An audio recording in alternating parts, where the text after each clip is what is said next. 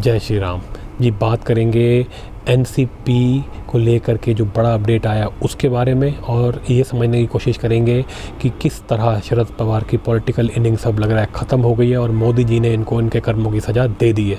Media में ये खबर को ज़्यादा अच्छी से कवर नहीं किया गया और पीछे की कहानी नहीं समझाई गई, लेकिन इस वीडियो के अंदर मैं आपको ये सारी बातें बताऊँगा और ये भी समझाऊँगा कि किस तरह मोदी जी ने अब जो है मुंबई के लिए आगे का प्लान बना लिया है। ये पूरे क्लियर संकेत अब मिल रहे हैं। चलिए जी, वीडियो में आगे बढ़ने से पहले आप लाइक शेयर कर दें, चैनल को इमीडिएटली सब्सक्राइब कर लें। चलिए जी, शुरू करते हैं जी। सबसे पहले मैं आपको अपडेट दे दूं कि अपडेट क्या है। अपडेट ये है जी कि शरद पवार की जो एनसीपी थी वो तो पहले ही टूट चुकी थी, क्योंकि अजीत पवार वो जो है बीजेपी के साथ आ चुके थे और उद्धव ठाकरे की जो पार्टी थी यानी कि शिवसेना, उसके साथ जो बीजेपी सरकार चला रही है उसमें शामिल हो गए थे। मतलब बीजेपी और शिवसेना और ये एनसीपी ये मिल के सरकार चला रहे हैं, लेकिन जो उद्धव ठाकरे की शिवसेना है वो भी तोड़ दी गई थी और अब एनसीपी को भी तोड़ दिया गया है और ये एक जिसे कहते हैं नया गठबंधन जो है बीजेपी के अंदर साथ मिल करके चला रहा है सरकार अब महाराष्ट्र के अंदर। अब जी ये तो जैसे मैंने आपको बताया, पार्टियां तो पहले ही तोड़ दी थी। उद्धव ठाकरे की जो शिवसेना है उसका तो पहले ही कांड हो चुका है, वो तो सब लड़ाई हार चुके हैं, अभी भी फिर दोबारा सुप्रीम कोर्ट चले गए हैं, टाइम ख़राब कर रहे हैं, उनका कुछ नहीं होना। लेकिन सेम खेल अब शरद पवार की एनसीपी के साथ भी हो गया है। अजीत पवार जो है वो इनकी पार्टी लेके जा चुके हैं, लेकिन कुछ विधायक अभी भी शरद पवार के पास थे। और जी अब जो नई अपडेट आई है उसके हिसाब से इलेक्शन कमीशन ने अजीत पवार को जो ओरिजिनल एनसीपी है उसका नाम यूज़ करने की परमिशन दे दी है। उसने ये भी कह दिया है कि आप उस पार्टी का सिंबल भी यूज़ कर सकते हैं और साथ साथ वो पार्टी का जो हेडक्वार्टर है उसके ऊपर भी दावा ठोक रहे हैं। तो जी इसका मतलब है कि शरद पवार के हाथ से सब कुछ गया। शरद पवार जो है वो भारतीय राजनीति का सबसे घाघ खिलाड़ी, कोई लोग तो कहेंगे मक्कार खिलाड़ी, कई लोग कहेंगे सबसे जिसे कहते हैं धूर्त इंसान उसको माना जाता है। क्योंकि कहीं ना कहीं लोग ये मतलब अटकलें लगाते हैं कि जो मुंबई के अंदर बहुत बड़ा जो एक आतंकी हमला हुआ था, जो बम्बई ब्लास्ट हुए थे, उसके अंदर इनकी जो भूमिका है वो बड़ी संदिग्ध बताई जाती है। एक और आउटलुक की रिपोर्ट थी, मैं नहीं कह रहा ये बात, एक आउटलुक की रिपोर्ट थी जो कि लीक हो गई थी, उसमें ये सब बातें आई थी और कई बार इस तरह की बातें जो है वो दबी ज़बान से कही जाती हैं कि उसके अंदर इनका नाम था। और वो जो रिपोर्ट थी वो उस टाइम पे कोर्ट ने एक एक्स चीफ जिसे कहते हैं एक चीफ जस्टिस से ये पूरी सर्च करवाई थी और उस रिपोर्ट के अंदर इनकी जो भूमिका है उसके ऊपर बड़े ही सनसनीखेज खुलासे किए गए थे। लेकिन उस रिपोर्ट को कभी भी प्रॉपरली रिलीज़ नहीं किया गया और उनकी फाइंडिंग्स को हमेशा दबा के रखा गया, जबकि पॉलिटिकल सर्कल्स में कहा जाता है कि ये ओपन सीक्रेट है, सबको पता है कि क्या है अंदर, और शरद पवार का इसमें नाम बताया जाता है। अपनी तरफ से मेरा कोई क्लेम नहीं है, ये सब जो मैं आपको बता रहा हूँ ये सब मीडिया रिपोर्ट्स के ही बेसिस पे आपको बता रहा हूँ। तो जी ये सब चीज़ें हैं। अब शरद पवार जो है इतने घाघ खिलाड़ी माने जाते हैं पॉलिटिक्स के, ये एक शायद इकलौता इंसान है इस जनरेशन के अंदर जिसने प्रधानमंत्री मोदी को भी पटकनी दे दी। मोदी को तो कोई पटकनी दे नहीं पाया पॉलिटिक्स के अंदर जब से वो सरकार में आए हैं 2014 में, लेकिन इस आदमी ने मोदी को भी पटकनी दी। आपको याद होगा 2019 के अंदर जब शिवसेना ने बीजेपी को धोखा दिया था और जाकर के कांग्रेस और एनसीपी के साथ सरकार बना ली थी, उसके बाद ये आकर के मोदी जी से मीटिंग करके गए थे और उस मीटिंग के अंदर पता नहीं क्या हुआ था, लेकिन कहीं ना कहीं सरकार बनाने की बात हुई थी।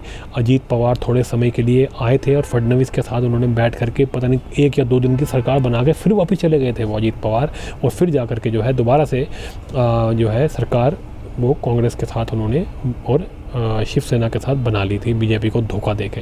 तो उस समय समझ में नहीं आया था लोगों को कि ये क्या चल रहा है, लेकिन जो पॉलिटिकल सर्कल्स हैं उसमें यह बात कही गई थी कि शरद पवार ने मोदी साहब को भी पटकनी दे दी। रूम के अंदर कुछ बात करी, कुछ और डीलिंग करी, बाहर आकर के मोदी साहब को धोखा दे दिया। अब मोदी साहब जो है आपको पता होगा इनको जो है बड़े बड़े सिविलियन अवार्ड्स जो हैं वो मोदी साहब ने ही दिए हैं शरद पवार को। अब वो दिए थे, उसके बारे में कई बार लोग मोदी साहब की जो है क्रिटिसिज्म भी करते हैं कि ऐसे इंसान को क्यों दिए जिसके ऊपर इतने गंभीर आरोप हैं और जो करप्शन में जिसे कहा जाता है कि बुरी तरह लिप्त रहा है, उसका पूरा परिवार है जिसके ऊपर आज पूरे परिवार के ऊपर ईडी की कार्रवाइयाँ चल रही हैं और बहुत ही बदनाम लोग जिसे कहते हैं करप्शन के मामले में, जो मीडिया रिपोर्ट्स कहती हैं उस हिसाब से है। तो मोदी जी का बड़ा क्रिटिसिज्म होता है इस बारे में। लेकिन अब जो है सारी बातें सामने आ रही हैं। मोदी साहब ने कहीं ना कहीं ऐसा लगता है कि इनको जो सिविलियन अवार्ड दिया था, जो बहुत बड़ा सिविलियन अवार्ड इनको दिया था, वो इसीलिए शायद दिया था क्योंकि इन्होंने सोनिया गांधी की 1999 में सरकार बनने नहीं दी थी। सोनिया गांधी जो है वो प्राइम मिनिस्टर बनना चाहती थी और सारी तैयारियां करके बैठी थी, और शरद पवार और मुलायम सिंह यादव ने उसके बीच में डंडा कर दिया था और इस वजह से वो नहीं बन पाई थी। और वो पूरी खुंदक उसने निकाली थी। उसने मनमोहन सिंह को प्राइम मिनिस्टर बना के बाद में इस देश को दोनों हाथों से लूटा उस औरत ने। उसका मेन रीज़न यही था, जो इतनी जिसे कहते हैं क्रूरता से और जितनी बर्बरता से उसने इस देश के साथ लूट मार करी और इस देश के साथ जो है उसने, मैं कहूँगा, इस देश के साथ बलात्कार किया, इस देश की इकोनॉमी के साथ। वो उसका एक बहुत बड़ा रीज़न यही था कि वो औरत जो थी वो खार खाई बैठी थी कि वो प्राइम मिनिस्टर उसको नहीं बनने दिया गया उस ज़माने में, क्योंकि ये जिसे कहते हैं भारतीय मूल की नहीं थी, फिरंगी थी, इसलिए इसके ऊपर बड़ी बातें उठी थी। और शरद पवार और ये मुलायम सिंह यादव ने उस समय पे ये बातें कही थी कि एक बाहर जो बाहर की मूल की जो एक औरत है वो एक देश की प्राइम मिनिस्टर नहीं बन सकती, और ये नहीं बन पाई थी। लेकिन फिर बाद में शरद पवार ने अपनी पार्टी बना ली और बड़ा कुछ हुआ, बाद में इन्होंने मिल के भी सरकारें चलाई, वो बात और है। लेकिन 1999 में इसने सोनिया गांधी को रोका था सरकार बनाने से, तो इस वजह से शायद मोदी जी ने इनको ये रिवॉर्ड दिया था। लेकिन इनकी सज़ाएं जो हैं, जो इन्होंने पॉलिटिक्स के अंदर जो कुकर्म किए, उनकी सज़ाएं भी मोदी साहब ने इसको देनी थी, क्योंकि इसने मोदी साहब को दोबारा धोखा दिया था। जैसे कि मैंने आपको बताया कि फडणवीस के साथ 1 या 2 दिन की सरकार बनवा के अजीत पवार की फिर सरकार इन्होंने तोड़ दी थी और वापस चले गए थे, तो उसकी सज़ा इनको मिल गई है। अजीत पवार अब आ चुके हैं बीजेपी की तरफ और सरकार चला रहे हैं। इनके पास कुछ विधायक थे, लेकिन अब कोर्ट में भी ये हार चुके हैं केसेस। इनकी पार्टी गई, पार्टी का सिंबल गया, पार्टी का नाम गया और पार्टी का ऑफिस भी गया। अब जो अजीत पवार है वो तो पार्टी ऑफिस के ऊपर भी अपना दावा ठोक रहे हैं। तो इसका मतलब है सब कुछ लुट गया इनके हाथ से। ये अपनी बेटी को आगे चढ़ा रहे थे, लेकिन अजीत पवार जो है वो इनका भतीजा है और वो ये समझता था कि वो ज़्यादा डिज़र्व करता है। इनकी बेटी जो है वो इतना डिज़र्व नहीं करती। वो अपने आप को ज़्यादा बड़ा खिलाड़ी समझता था। हमेशा से जो है अनबन की जो खबरें हैं वो पार्टी के अंदर से और परिवार के अंदर से आती थी, और ये चीज़ अब जब खुल के सामने आ गई, जब अजीत पवार जो है वो उनकी पार्टी तोड़ करके बीजेपी के साथ आकर के सरकार बना गए। तो जी ये जो एक प्रकरण है एनसीपी के टूटने का, आप समझ लीजिए ये पूरी तरह पूर्ण हो चुका है। अब एनसीपी की वही हालत हो चुकी है जो शिवसेना के अंदर उद्धव ठाकरे की है। वो भी अपनी पार्टी इधर से उधर लेके घूम रहे हैं, कोई पूछने वाला नहीं है। अब वो समझ लीजिए बिल्कुल उनका पॉलिटिकल करियर ख़त्म। इसी तरीके से शरद पवार का भी पॉलिटिकल करियर ख़त्म। उम्र बहुत हो चुकी है। अब वो अपनी जो है जिसे कहते हैं आयु के बहुत ही जिसे कहते हैं आगे की जो साल है वो उसमें है। वो इस उम्र के अंदर जो है अब पॉलिटिकली एक्टिव रहना भी बहुत मुश्किल है। उनकी बेटी जो है वो भी ऐसा लगता नहीं है कि वो उस लेगेसी को आगे बढ़ा पाएंगे, क्योंकि पार्टी जो है वो टूट चुकी है और अजीत पवार उसको आगे ले जा चुके हैं। तो ऐसा लगता है कि शरद पवार और उनकी बेटी का पॉलिटिकल करियर यहीं ख़त्म। और अब जो है उनको उनके जो भी कुकर्म उन्होंने किए नहीं किए, जिसके बारे में शायद पता है नहीं पता है बाहर दुनिया को, लेकिन जिसके बारे में पॉलिटिकल सर्कल्स में पूरी जानकारी थी, उसकी सज़ा और मोदी को धोखा देने की सज़ा मोदी ने उनको दी है। वो दी है उनका सब कुछ, पॉलिटिकली सब कुछ ले लिया उनसे, जैसे कि उन्होंने उद्धव ठाकरे के साथ किया था। तो जी यही आपसे बात करनी थी। और फ्यूचर में ऐसा लगता है कि अब इनका पॉलिटिकल करियर ख़त्म। आगे जो है ये अब लगता है कि जो भी इनके बच्चे कुछ विधायक जो अभी भी उस तरफ नहीं गए थे अजीत पवार की तरफ, अब लगता है वो भी छोड़ के भागेंगे और वो भी जो है अजीत पवार के साथ चले जाएंगे। तो जी यही है इनका फ्यूचर। अब पॉलिटिक्स में तो ऐसा ही होता है जी। ये पॉलिटिकल पार्टियां जो होती हैं, जो इनके बड़े बड़े लीडर होते हैं, ये हर तरह के काम करते हैं, उसके अंदर लिप्त रहते हैं।